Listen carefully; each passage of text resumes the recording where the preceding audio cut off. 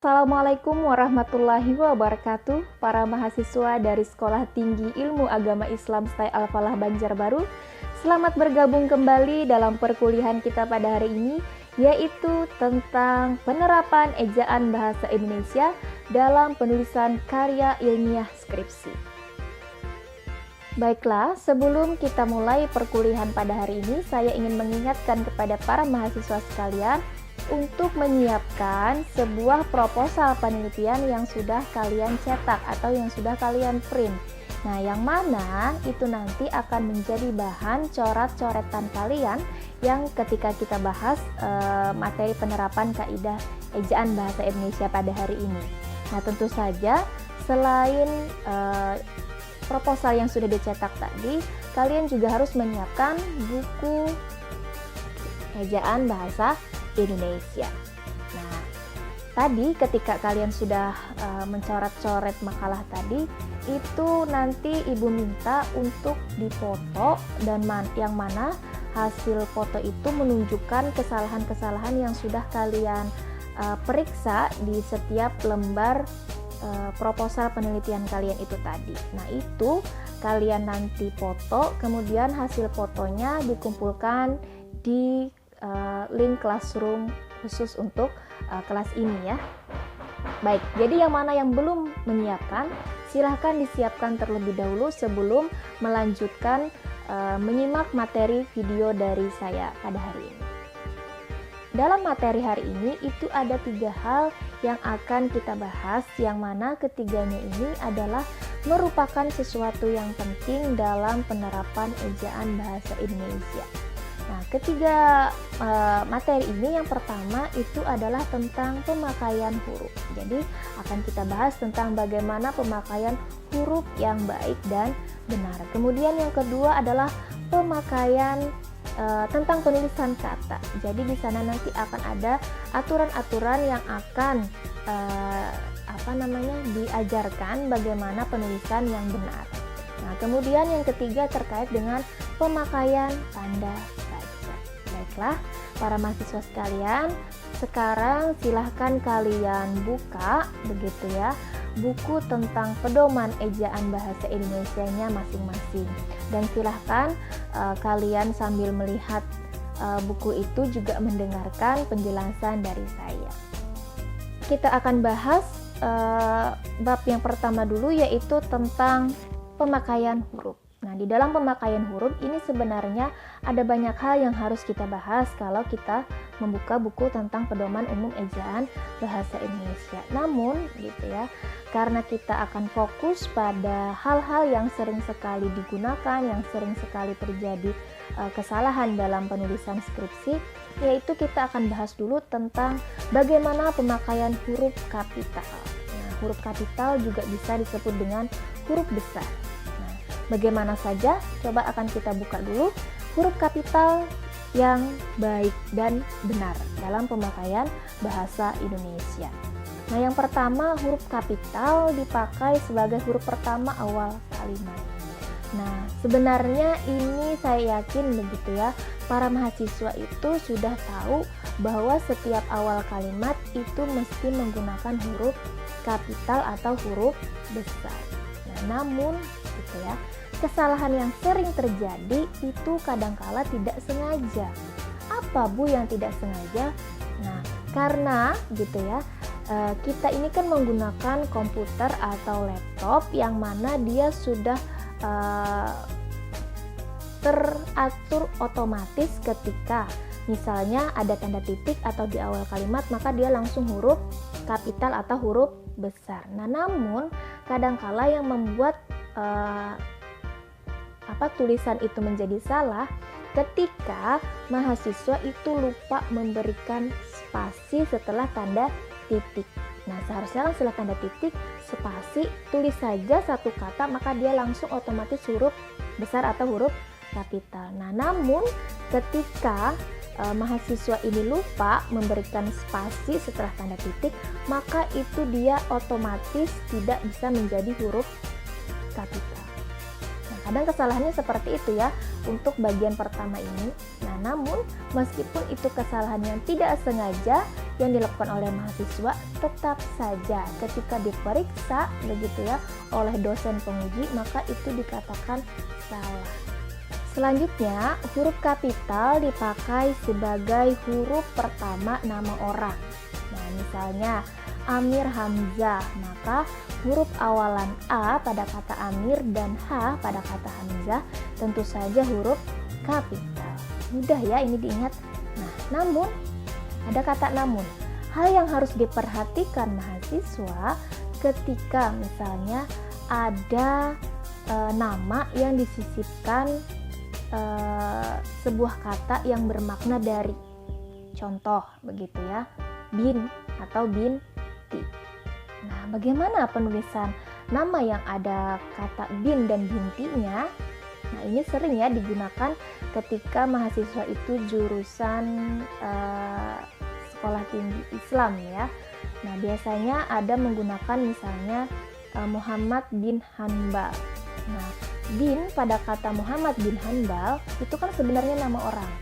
Nah, tetapi dalam kaidah bahasa Indonesia ketika sebuah nama itu bermakna ada kata dari begitu ya, bin itu kan dari gitu ya. Maka huruf B pada kata bin itu huruf kecil. Sama seperti binti juga B-nya huruf kecil. Jadi Muhammad bin Hanbal tadi. M pada kata Muhammad tetap huruf kapital. Kemudian bin itu huruf kecil semua. Kemudian Hanbal hanya tetap huruf besar atau huruf kapital. Paham ya? Ingatkan jangan sampai semua mentang-mentang dia nama orang, ingat nama orang huruf besar atau huruf kapital semua. Lalu ditulis Muhammad bin, B-nya huruf kapital Hanbal. Nah, ini artinya orang ini setengah-setengah belajar tentang penulisan penerapan kaidah ejaan bahasa Indonesia. Nah, itu salah ya. Jadi mohon diingat lagi. Baik, silahkan sambil melihat buku ejaan bahasa Indonesia masing-masing begitu ya. Nah, setelah tadi kita membahas tentang penulisan kapital yang wajib digunakan untuk penulisan nama orang, selanjutnya gitu ya, penulisan huruf kapital juga wajib digunakan ketika penulisan kalimat petikan langsung atau disebut juga dengan ketika kita lihat ada tanda kutip di dalam sebuah kalimat. Nah, dalam penulisan skripsi atau karya ilmiah itu sering digunakan mahasiswa di bab kajian teori. Nah, nanti untuk bagaimana cara mengutip itu nanti minggu akan datang ya, akan kita bahas. Nah, namun tata cara penulisan kutipan yang ada tanda petiknya, maka itu diwajibkan untuk menuliskan huruf kapital pada awal kalimat alias di dalam tanda petiknya. Meskipun misalnya sebelum tanda petik itu dia merupakan gabungan dari kalimat. Nah, misalnya Hamzah mengatakan gitu ya, kemudian diberi tanda petik. Pendidikan di Indonesia merupakan hal yang penting. Nah, pendidikan di Indonesia yang merupakan dalam tanda petik ini kan itu bagian dari kalimat yang Hamzah menurut Hamzah tadi. Nah, seharusnya kan kalau dalam sebuah kalimat itu huruf awal kalimat saja yang huruf kapital. Nah, namun aturan baku dalam kaidah ejaan bahasa Indonesia ketika menemukan sebuah kalimat yang ada petikan tanda petik begitu ya, maka itu diwajibkan menuliskan huruf kapital di awal kalimatnya meskipun dia bagian dari sebuah kalimat yang lain. Nah, baik, kemudian aturan penggunaan huruf kapital yang selanjutnya adalah huruf kapital dipakai sebagai huruf pertama setiap kata nama agama, kitab suci dan Tuhan, termasuk sebutan dan kata ganti untuk Tuhan. Nah, kata nama agama tadi ya, misalnya Islam, Kristen, Hindu gitu ya. Nah, itu semuanya adalah menggunakan huruf kapital. Nah, kemudian nama kitab suci, apa saja? Penulisan Al-Quran. Nah, Al-Quran, Weda, kemudian lain sebagainya.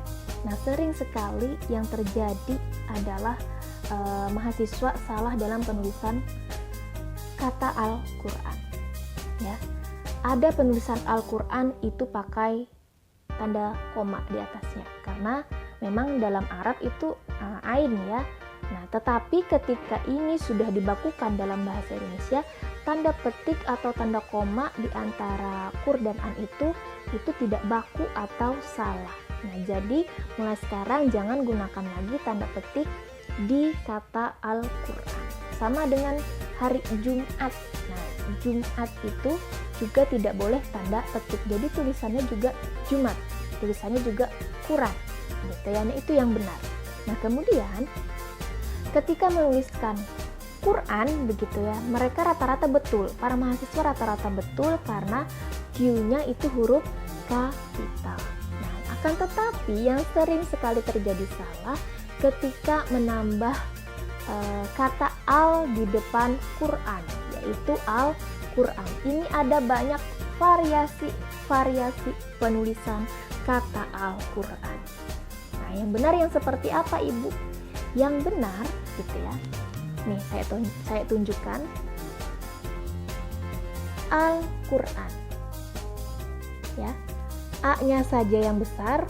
Kemudian antara al dan Quran itu tidak ada spasi. Al-Quran. Q-nya huruf kecil. Al-Quran. Tidak ada tanda koma. Al-Quran dibacanya. Penulisannya Al-Quran, tetapi ketika dibaca tetap Al-Quran. Ya, paham ya? Nih.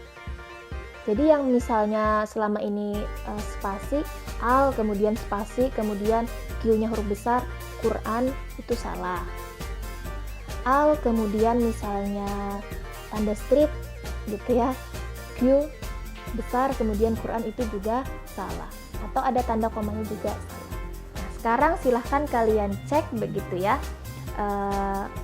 di dalam proposal kalian apakah ada penulisan kata Al-Quran ini yang salah. Nah, jika salah itu silahkan kalian beri lingkaran begitu ya. Nah, silahkan saja begitu ya, sama seperti tadi ketika ada penulisan huruf di awal kalimat yang tadi ada kesalahan tadi, itu juga silahkan kalian periksa di lembar proposal kalian yang sudah dicetak ya. Kemudian juga penulisan nama yang salah, misalnya ada kata bin, coba cek di daftar pustaka atau misalnya di dalam bab teori kalian. Nah, itu kalau ada juga diberikan lingkaran-lingkaran. Nah, ini akan berlaku sampai kita habis menyelesaikan materi penerapan ejaan untuk penulisan kata, huruf, dan pemakaian tanda baca. Nah, nanti hasil kalian mencoret atau membulat-bulati kesalahan-kesalahan yang ada dalam skripsi, proposal penelitian kalian tadi. Nah, itu nanti yang akan kalian foto, kemudian kalian masukkan di dalam misalnya Word gitu ya. Nah, lalu kalian kirimkan di Google Classroom gitu. Beri nama kalian, kemudian beri juga NIM ya. Nah, itu akan menjadi tugas mata kuliah pada hari ini ya.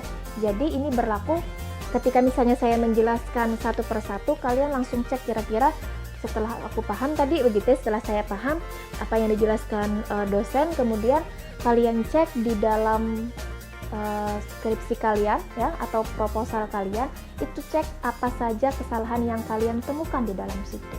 Nanti kesalahan-kesalahan itu kalian foto begitu ya. Misalnya satu lembar foto, oh ada berapa kesalahan nih. Nah, kemudian lembar kedua, lembar ketiga, dan seterusnya. Ya.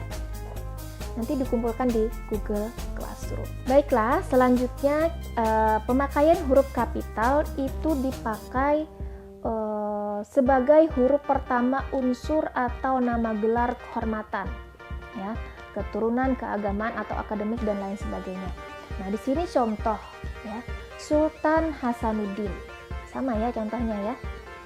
Muhammad Mahaputra Yamin. Nah, kemudian Haji Agus Salim. Nah, kalau biasanya gitu ya, biasanya yang dipakai mahasiswa itu ketika menuliskan imam. Ada kata Imam Hambal, Imam Hambali. Maka I-nya, nama beliau kan adalah Hambali. Nah, tetapi ada gelar kehormatan yaitu imam, maka I pada kata imam gitu ya itu huruf besar atau huruf kapital.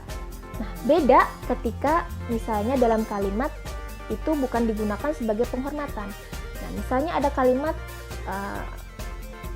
pada waktu sholat di masjid, ya, imam ya, yang bertindak sebagai imam adalah ini.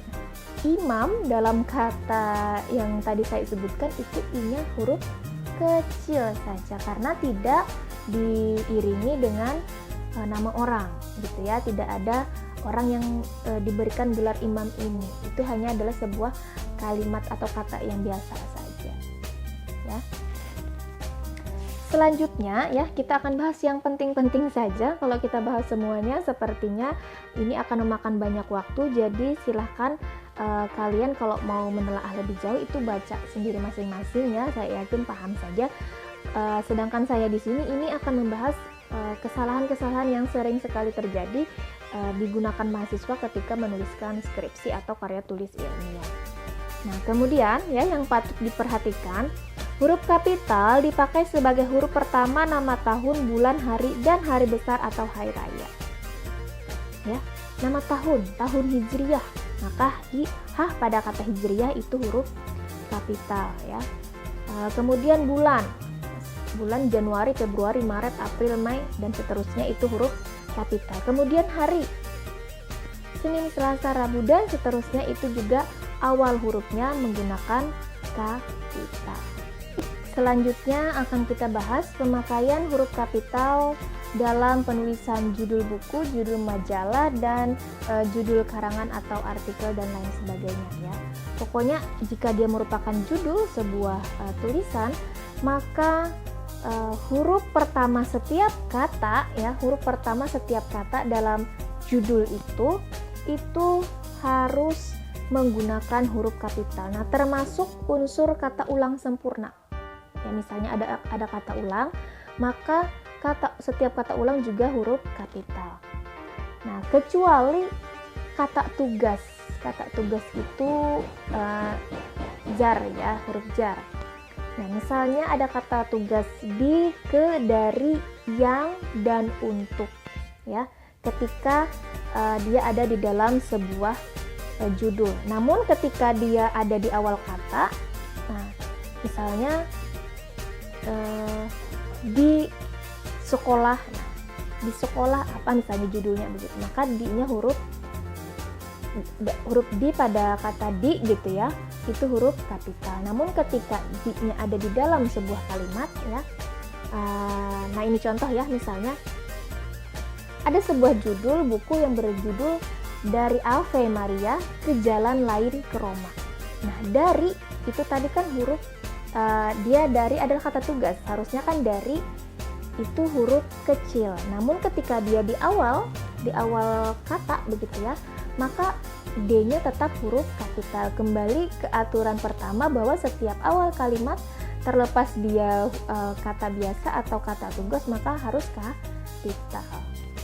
Dari Ave Maria ke Jalan Lain ke Roma. Kata ke itu kan ada di dalam judul, maka ke merupakan kata tugas, maka dia wajib kecil. Kecuali semuanya adalah huruf besar, misalnya menuliskan judul besar semua, maka kata tugas juga wajib dijadikan besar semua.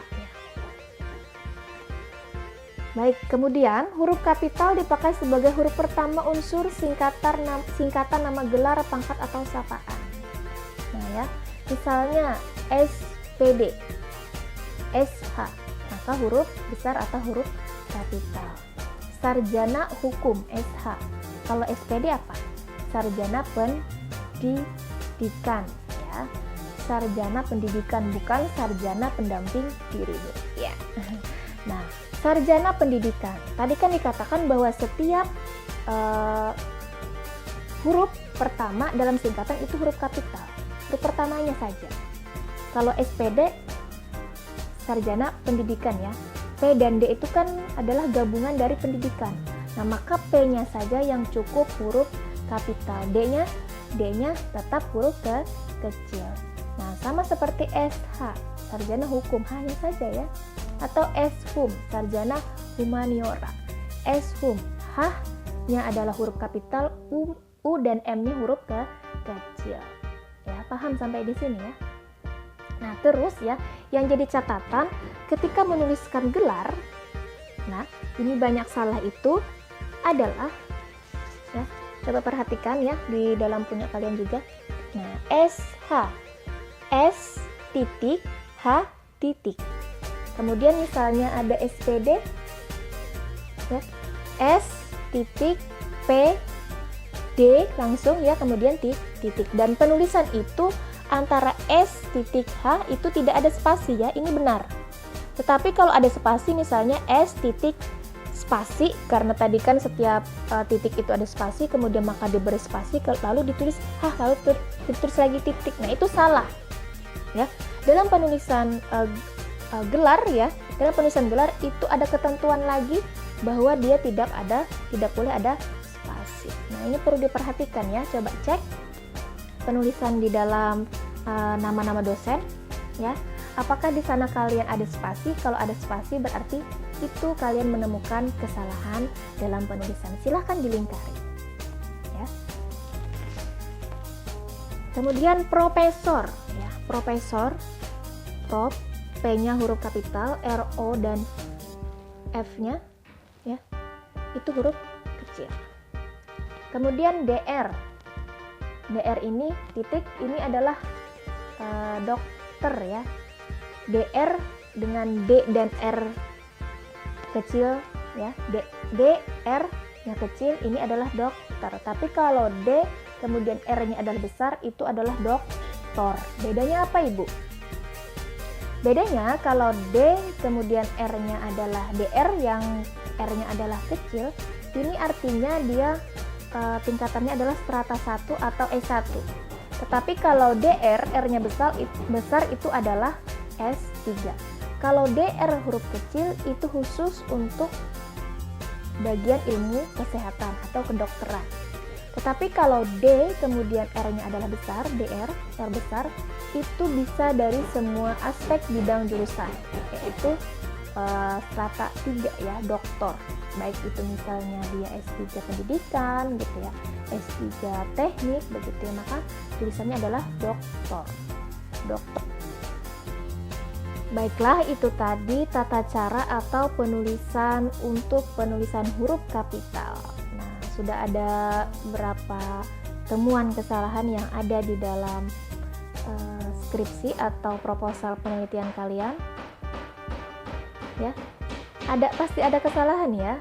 Jarang sekali mahasiswa yang tidak salah dalam penulisan huruf kapital. Ya, ada saja kesalahan-kesalahan yang entah tidak teliti begitu atau memang tidak tahu. Nah, baiklah, tadi sudah selesai ya. Kalau mau lebih rinci silahkan baca sendiri di dalam buku ejaan bahasa Indonesia. Nah, sekarang kita akan lanjut pada penulisan huruf, tetapi hurufnya adalah huruf miring. Nah, ini juga digunakan ya dalam penulisan skripsi atau karya tulis ilmiah ya. Yang pertama, huruf miring dipakai untuk menuliskan judul buku. Nah, ini berlaku di dalam misalnya penulisan daftar pustaka atau daftar rujukan ya. Jadi setiap judul buku itu harus dimiringkan, semuanya dimiringkan. Judul buku, judul artikel, kemudian judul jurnal, kemudian judul-judul yang lain begitu ya. Misalnya ada judul skripsi ya, untuk yang misalnya di bagian daftar pustaka, maka itu dimiringkan. Namun ketika itu menyangkut cover ya, cover ini kan judul juga. Nah, ini tidak perlu dimiringkan ya, ini tidak perlu dimiringkan. Nah, selanjutnya huruf miring dipakai untuk menegaskan atau mengkhususkan huruf bagian kata atau kelompok dalam kalimat ya. Nah, misalnya kan ada ingin mengkhususkan, boleh dimiringkan ya. Nah, kemudian huruf miring dipakai untuk menuliskan kata atau ungkapan dalam bahasa daerah atau bahasa asing. Nah, ini yang sering ada di dalam skripsi atau karya tulis ilmiah. Ketika skripsi kalian atau tulisan karya tulis ilmiah kalian berbahasa Indonesia, nah maka setiap kali memasukkan kata asing, baik itu Arab, baik itu Inggris begitu ya, atau daerah, maka penulisannya harus dimiringkan, ya, dimiringkan. Misalnya menggunakan ada ya, sering sekali itu ditemukan adalah bahasa Arab atau bahasa Inggris, ya, maka itu dimiringkan. Tapi tidak menutup kemungkinan ada bahasa daerah digunakan dalam penulisan skripsi, maka itu juga harus dimiringkan.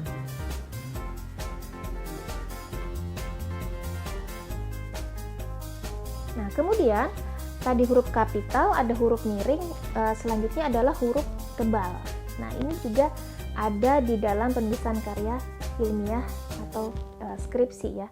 Nah, huruf tebal dipakai untuk menegaskan bagian-bagian karangan seperti judul buku, bab atau subbab. Nah, nih contoh ya. Ini adalah bab atau subbab 1.1. Nah, kemudian judul. Nah, ini harus ditebalkan. Tahu ya? Nah, tahu saja. Nah, bagi siapa tahu ada yang hilaf begitu ya, ada yang lupa tidak menebalkan, maka itu bisa kalian lingkari bahwa ada ketidaktelitian sedikit ya. Baik, sudah cukup untuk penulisan huruf. Baiklah, selanjutnya kita akan masuk pada bagian gitu ya, penulisan kata. Nah, saya hanya akan fokus pada penulisan kata yang sering salah.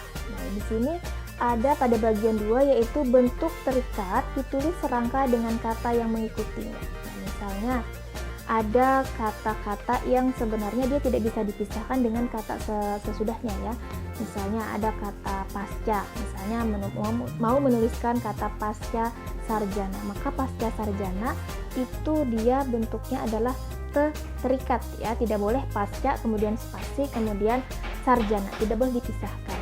Nah, kemudian lagi misalnya ada kata antar kota ya, antar kota atau antar manusia, pokoknya ada, ketika ada kata antar itu penulisannya adalah digabung ya, antar kota, antar siswa, nah itu digabung. Tetapi kalau antara siswa maka dipisah, antar dan antara beda lah ya. Antar siswa itu digabung, antara siswa itu dipisah ya. Hati-hati, coba cek di dalam penulisan kalian, kalau ada salah itu silahkan diberi lingkaran. Nah, kemudian gitu ya, ada kata yang terikat juga bentuknya, yaitu penulisan untuk nama Tuhan Maha. Nah, tetapi untuk penulisan Maha ini dia punya aturan khusus ya. Di sini bentuk kata Maha yang diikuti kata turunan yang mengacu pada nama atau sifat Tuhan ditulis terpisah dengan huruf awal kapital. Nah, kalau mahasiswa maha untuk siswa ya, mahasiswa itu digabung ya. Tetapi kalau untuk nama Tuhan dan kemudian pada nama Tuhan itu ada diikuti gitu ya, diikuti kata turunan. Misalnya mau menuliskan Tuhan yang Maha Pengasih, maka Maha Pengasih itu dipisahkan. Kenapa? Karena kata yang mengikuti Maha yaitu pengasih ini adalah merupakan kata turunan, artinya dia bukan kata dasar, kata berimbuhan. Pengasih ini kan asal kata kalau dalam bahasa Indonesia adalah asih ya, tapi mendapatkan imbuhan pengasih gitu ya. Maka Maha Pengasih itu dipisah penulisannya. Nah, berbeda ketika dia bentuk maha yang diikuti kata dasar, artinya bukan kata turunan, yang mengacu kepada nama Tuhan, kecuali kata esa ditulis serangkai. Contoh, Maha Kuasa. Kuasa itu kata dasar, bukan kata turunan atau bukan kata yang berimbuhan.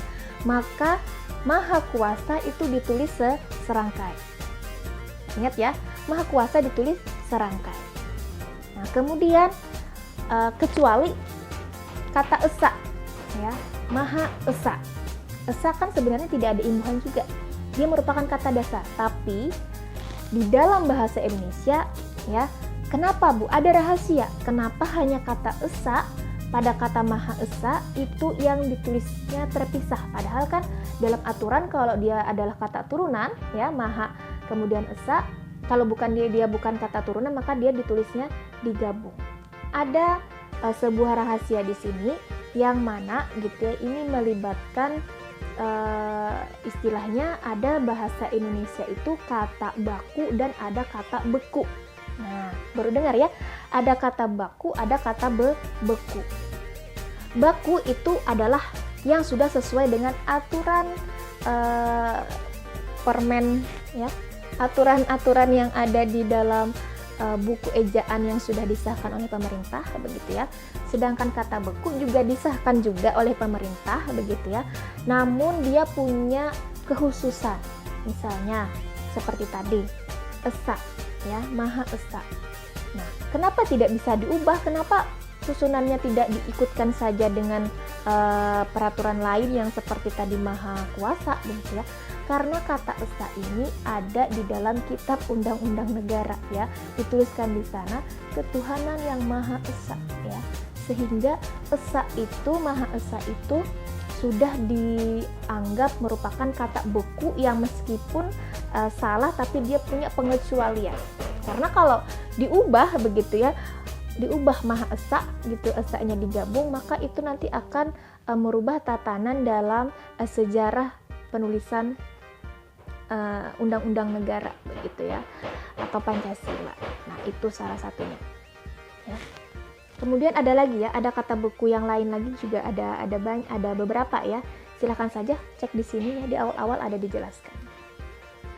Nah, selanjutnya adalah penulisan gabungan kata atau kata yang digabung. Misalnya begitu ya, penulisan untuk kata orang tua.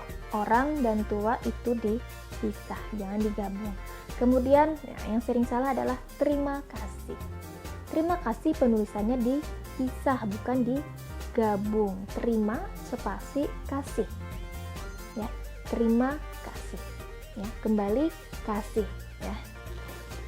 Kemudian ya, gabungan kata yang penulisannya terpisah tetap ditulis terpisah jika mendapatkan awalan atau akhiran saja. Nah, ini juga harus kita perhatikan ya.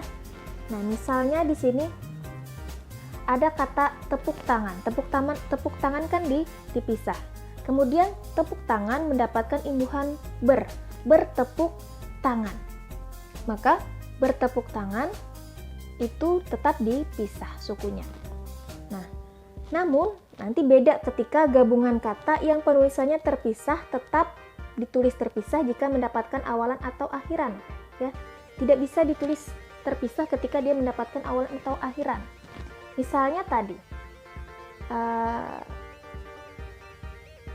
ini contoh ya, contoh lain, garis bawah kan dipisah ya.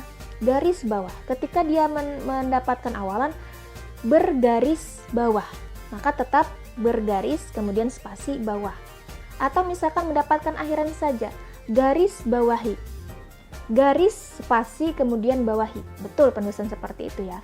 Nah, namun begitu ya, ketika dia mendapatkan awalan dan mendapatkan akhiran, misalnya di garis bawahi, ada awalan di, ada akhiran i, di garis bawahi. Nah, maka penulisan di garis bawahi itu harus digabung, jangan diberi spasi lagi. Padahal awalnya kan ada spasi ya, dipisahkan. Tetapi ketika mendapatkan awalan dan akhiran, maka dia harus digabung. Nah, ini berlaku juga untuk misalnya kata tanggung jawab. Penulisan kata tanggung jawab kan dipisah. Tanggung jawab dipisah. Mendapatkan awalan bertanggung jawab, maka dia tetap dipisah gitu ya. Tanggung jawabi. Mendapatkan akhiran i, tetap dipisah karena hanya akhiran. Tetapi kalau mendapatkan awalan dan akhiran dipertanggungjawabkan, maka penulisannya itu digabung ya, harus digabung. Jangan sampai terkecoh karena merasa tanggung jawab kemudian atau garis bawah itu penulisan kata dasarnya adalah dipisah. Ketika mendapatkan awalan dan akhiran maka juga ikut-ikutan dipisah. Nah, itu salah ya, ini yang harus diperhatikan. cek kalau ada kata seperti itu di dalam skripsi atau proposal kalian, maka beri tanda ya. Baiklah, selanjutnya kita akan masuk pada tata cara penulisan kata depan ya. Kata depan ini seperti di, dari, dan ke. Di, dari, ke ya. 3 ya. Ini sebenarnya kata yang sering digunakan dalam penulisan kalimat, dalam penulisan sebuah karangan ya. Biasanya dalam satu halaman itu ada berapa banyak di-nya, ke-nya, dari-nya ya.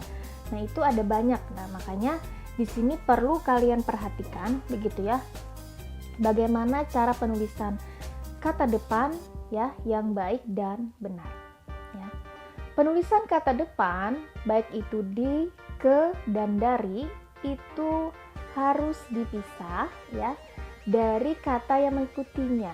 Misalnya di mana, di dan mana itu tidak boleh digabung, di mana itu dipisah misalnya. Kemudian lagi di dalam ya, di dalam itu juga dipisah. Keluar itu juga dipisah. Kemudian dari kehidupan misalnya gitu ya, dari kehidupan juga dipisahkan. Nah, biasanya mahasiswa itu agak kebingungan ketika membedakan di yang dipisah dan di yang disambung. Oh, ternyata ada ya, di yang disambung ada ya.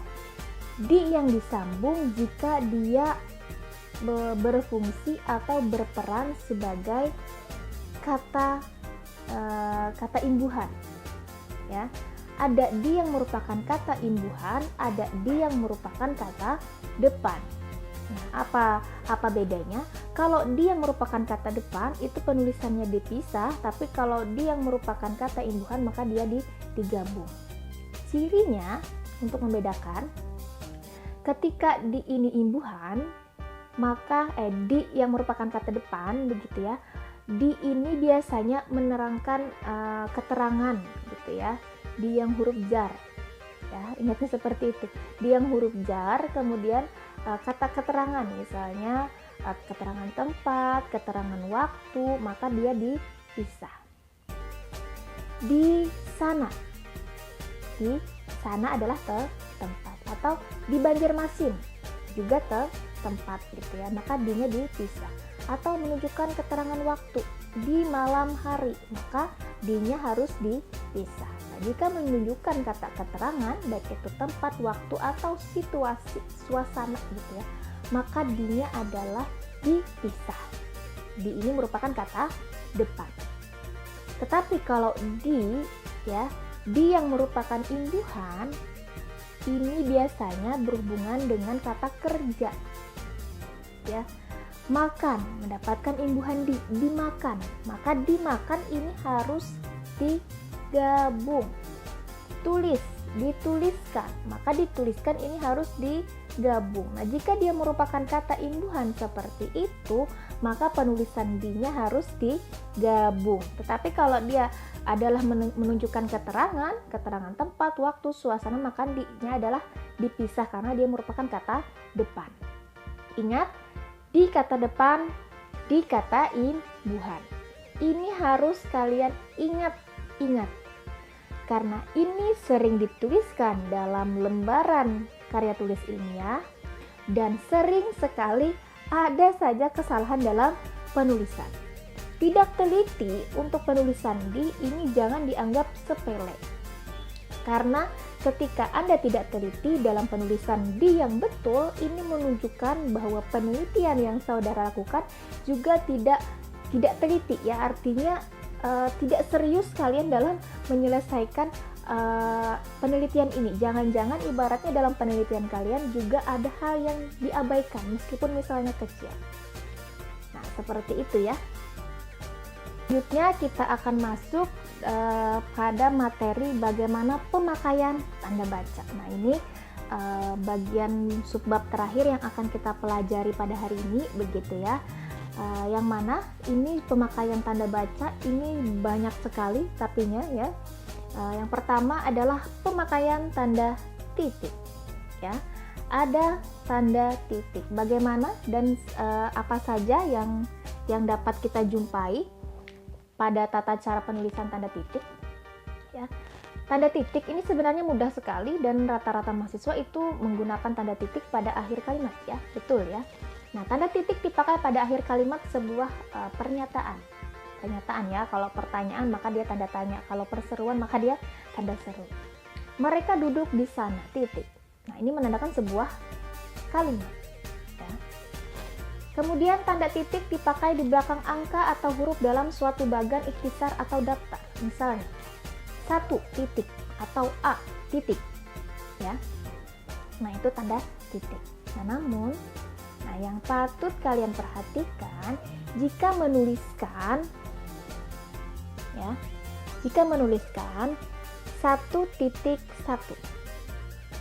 Nah, jika tadi 1 saja, ya, itu titik. Tetapi kalau 1.1, nah setelah 1 yang kedua, apakah harus ada tanda titik? Nah, dalam kaidah yang ada di dalam buku pedoman yang saya pegang ini, itu dia tidak boleh ada tanda titik di terakhir angkanya ini, ya. 1.2. Nah, tapi jika dia ada lagi tambahan 1.2.1 misalnya. Nah, seperti di bawah 1.2.1. Nah, maka setelah 2 ini tadi, yang tadinya tidak ada tanda titik, maka diberi tanda titik. Karena apa? Karena ada 1 angka lagi yang ditambah di belakangnya. Nah, setelah angka 1 yang ditambah di belakangnya, ini juga tidak boleh ada tanda titik. Nah, perhatikan di dalam tulisan kalian gitu ya, apakah ada hal yang seperti ini? Jika ada, apakah benar? Nah, jika benar berarti bagus. Jika salah, berikan tanda silang atau dilingkari atau diberi tanda di garis begitu ya. Nah, seperti itu. Nah, kemudian ya, saya akan fokus pada yang sering sekali terjadi kesalahan. Itu tanda titik dipakai dalam daftar pustaka di antara nama penulis, tahun, judul tulisan, ya, dan tempat terbit, ya. Nah, kita abaikan dulu ya peraturan yang ada di dalam sini untuk penulisan daftar pustaka, ya, karena nanti di dalam pembelajaran berikutnya itu akan ada materi khusus untuk bagaimana cara penulisan daftar pustaka. Nah, namun sekedar sekilas saja biar tidak terlalu bingung. Yang ada dicontoh di dalam buku buku pedoman umum ejaan ini adalah tata cara penulisan daftar pustaka secara umum, secara nasional, dipakai di beberapa universitas yang ada di Indonesia. Nah, tetapi di universitas-universitas tertentu kadangkala dia punya gaya lain. Namanya gaya selingkung, bukan selingkuh ya, selingkung.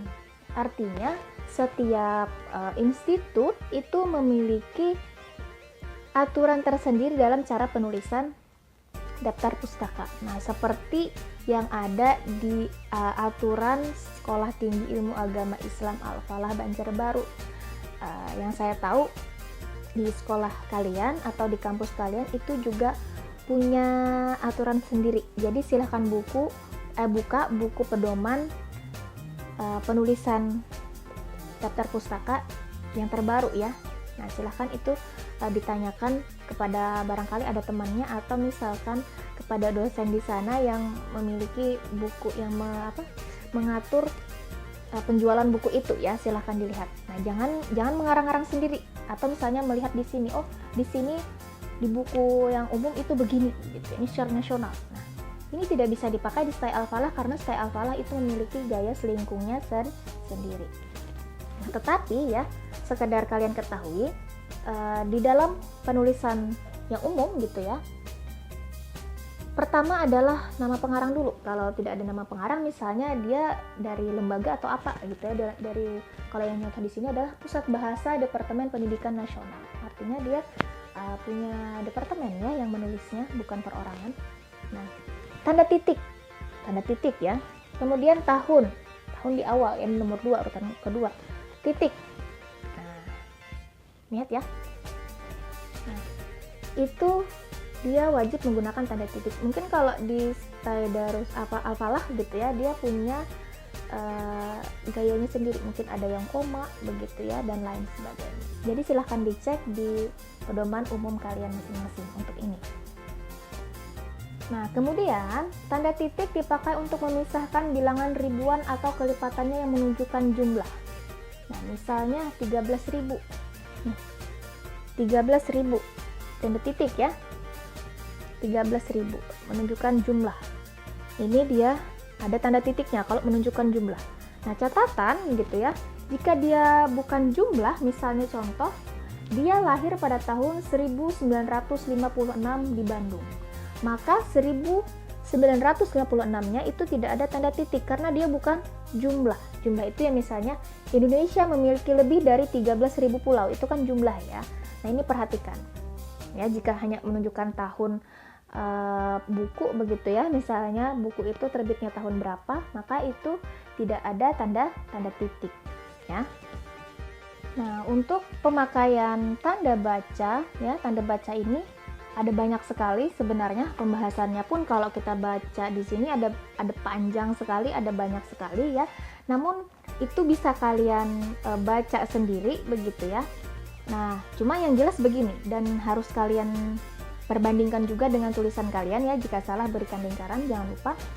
Nah, tanda baca itu kan terdiri ada dari tanda titik, ada tanda koma, begitu, ada tanda tanya, ada tanda seru, kemudian tanda titik 2, kemudian tanda titik koma, tanda hubung yang bergaris begitu ya. Tanda petik 2, tanda petik tunggal, kemudian tanda buka kurung, tutup kurung, kemudian kurung siku gitu ya. Kemudian garis miring ya, biasanya untuk menunjukkan kata atau. Nah, kesemuanya itu begitu ya. Inti dari penulisan tanda baca itu, kesemuanya itu jika dia adalah ini ya, kesemuanya itu dituliskan jika sebelumnya itu dia tidak ada spasi, tetapi sesudahnya itu ada spasi. Nah, misalnya seperti tanda titik tadi ya, misalnya mereka duduk di sana titik, kemudian itu kan antara sana dan titik itu tidak ada spasi. Nah, tetapi ketika mau menyambung kalimat lagi, dia akan datang pada pertemuan itu. Nah, maka titik dan kata dia setelahnya itu ada spasi. Nah, begitu ya. Nah, itu kan aturannya, memang mudah ya kalau tanda titik. Nah, tetapi kadangkala yang sering salah ketika mahasiswa menggunakan pemakaian tanda baca seperti tanda seru dan tanda tanya. Nah, kemudian kenapa, Bu? Ya, karena tanda seru dan tanda tanya biasanya mereka mungkin karena terlalu terbiasa begitu ya menggunakan spasi. Tek, misalnya kamu datang dari mana? Tek, spasi baru tanda tanya. Nah, biasanya salah. Nah, coba cek di dalam rumusan masalah kan ada tanda tanya. Nah, sebelum tanda tanya apakah ada spasi di dalam tulisan kalian? Coba cek. Nah, jika ada spasi sebelum tanda tanya di dalam rumusan masalah kalian, maka itu beri tanda bahwa itu salah ya. Seharusnya di dalam rumusan masalah yang ada tanda tanyanya itu sebelum tanda tanya itu tidak ada spasi. Nah, sering sekali kesalahannya itu di sini ya. Silahkan cek masing-masing. Nah, kemudian tanda titik 2. Tanda titik 2 itu juga sebelum tanda titik 2 itu tidak ada spasi. Misalnya rinciannya adalah sebagai berikut, titik 2 kan. Nah, coba kalau ada kalian menggunakan itu, coba cek apakah sebelum tanda titik 2 itu ada spasi. Kalau ada berarti beri lingkaran karena itu salah atau tidak sesuai dengan kaidah baku bahasa Indonesia. Bu, kalau sesudahnya ada spasi, benar saja ya kalau sesudahnya ada spasi. Nah, kemudian tanda kurung. Tanda kurung biasanya ada buka kurung, ada tutup kurung. Di antara kata atau kalimat di antara tanda kurung itu apakah ada spasi? Ya. Misalnya begini. Ada kalimat, misalnya saya pergi ke kampus. Kemudian kalian buka dalam kurung begitu ya, dalam kurung Stay Al-Falah Banjar baru tutup kurung gitu ya. saya pergi ke kampus dalam kurung stay Alfalah Banjarbaru. Sampai penulisan kata kampus, kemudian tanda kurung itu ada spasi, ya harus spasi. Nah, tetapi ketika menuliskan tanda kurung di awal, penulisan stay yang dalam tanda kurung tadi, itu jangan ada spasi antara tanda kurung dan penulisan stay. Ya, stay dalam kurung stay Alfalah Banjarbaru. Tanda kurung diapit di antara sebelum kata stay dan sesudah kata Banjarbaru. Itu diapit, itu yang benar. Ya. Jadi di dalam tanda kurung itu baik itu sesudah ini tadi atau yang sebelum ini, maka itu tidak ada spasi. Tapi kalau sudahnya ada spasi, ya. Nah, ini yang baku. Cek di dalam tulisan kalian apakah ada menggunakan tanda kurung. Kalau ada, cek apakah ada spasi di dalam tanda kurung itu. Ya, tapi kalau kalimatnya misalnya stay Alfalah Banjarbaru, stay ke Alfalah itu ada spasi, itu benar. Ini yang saya maksudkan adalah penulisan antara tanda kurung dan kata, kemudian tutup kurung dan kata. Begitu juga ketika menuliskan tanda kurung siku, ya, yang tanda kurung siku. Nah, itu juga sama, tidak ada spasi di antara mereka. Ya, tolong jangan beri spasi, itu yang benar. Jika ada, beri tanda bahwa itu adalah salah. Baik, kemudian tanda yang terakhir adalah tanda miring, ya. Biasanya untuk menandakan atau, gitu ya. Tanda miring. Nah, tanda miring, penulisan tanda miring sebelum tanda miring ada penulisan kata, itu juga tidak ada spasi di sini. Sesudahnya juga tidak ada spasi. Jadi dia mepet di antara tanda miring. Nah, misalnya saya atau dia. Saya, kata A pada kata ya, ini mengapit di tanda miring. Kemudian dia, gitu ya, di pada setelah tanda miring tadi itu juga tidak ada spasi. Saya atau dia, mepet. Jangan saya garis miring spasi kemudian dia. Itu salah ya. Atau saya spasi garis miring spasi dia. Itu juga salah. Dia harus mepet di antara tanda miring tadi.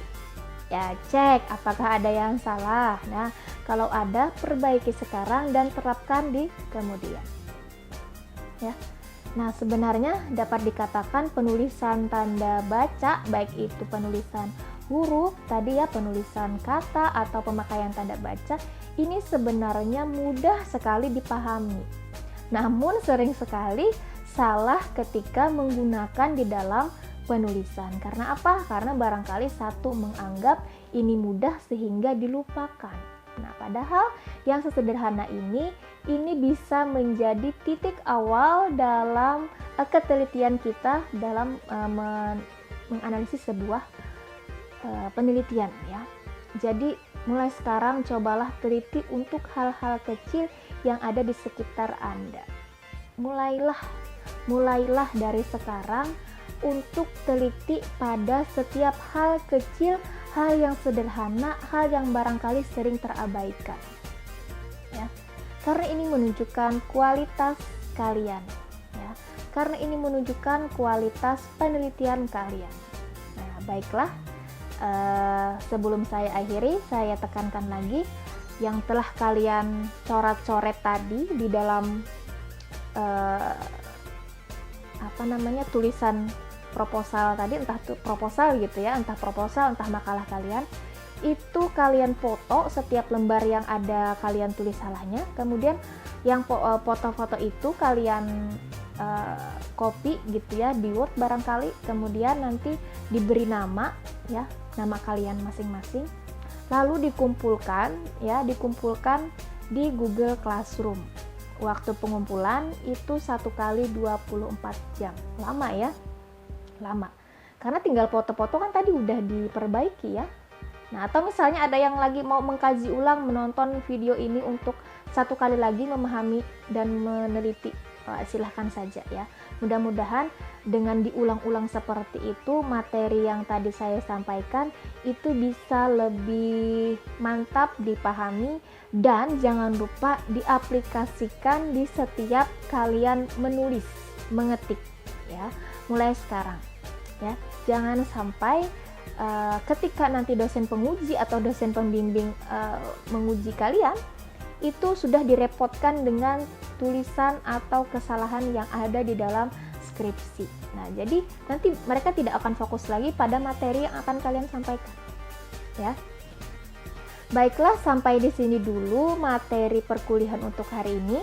Jika ada pertanyaan atau misalnya hal yang mau kalian ajukan, ya silahkan kalian tanyakan saja, boleh di grup kita ataupun di bawah di kolom komentar di bawah video ini.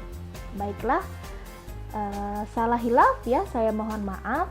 Saya akhiri perkuliahan hari ini dengan mengucapkan wassalamualaikum warahmatullahi wabarakatuh. Sampai jumpa minggu depan.